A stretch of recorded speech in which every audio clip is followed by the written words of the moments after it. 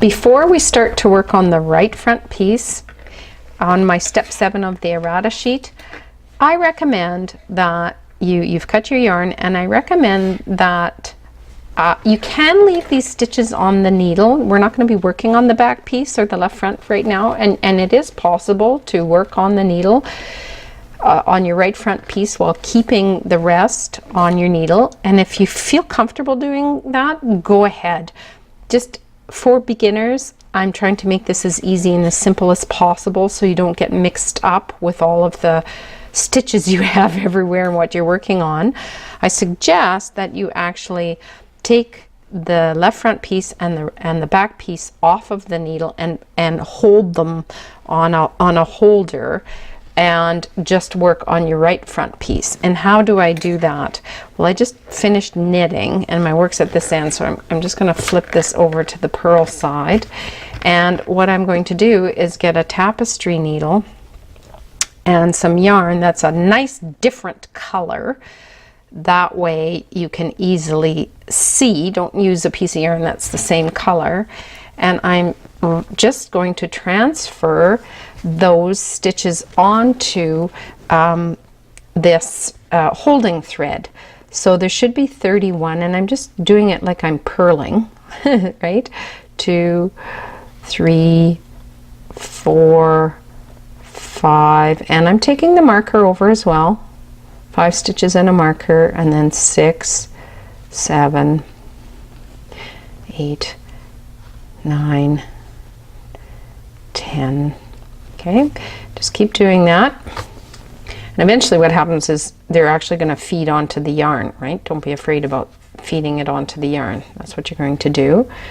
So continue with that until you get the left front, which is 31 stitches onto this yarn. Coming up to 29, 30, 31. So there's the left front, and I will just pull, make sure that stays on. I'm just going to pull, so I've got the yarn through there.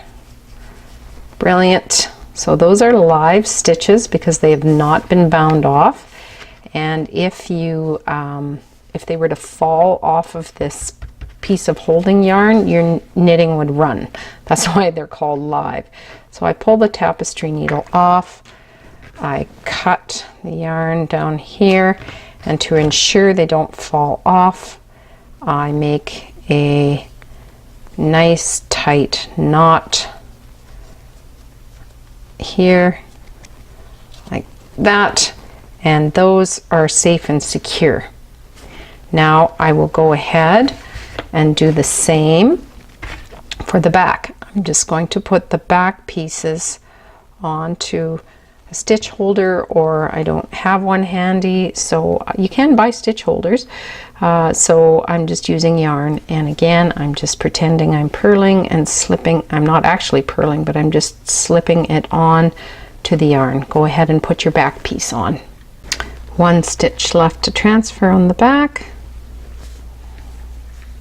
Let me just move that out of the way. Oops, don't drop a stitch. Okay, pull that through.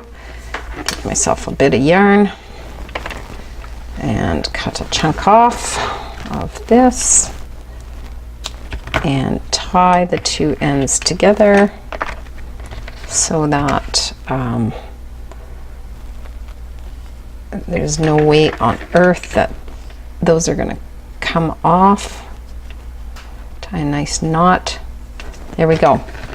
Now I'm going to turn this around so you can see what I've done now. I've got, there's the back set of stitches. They're live and they're on a holder. It's knotted. They're not going to fall off. I've got the left front on a holder. The stitches are live, meaning they're not bound off. If they were to come loose, they would run. So, but they're not. They're secured. And the next is on the needle still. This is the right front. This is your button front, the button side of the band. And this is the one that the instructions want us to start working on. So that will be the next video, the right front piece.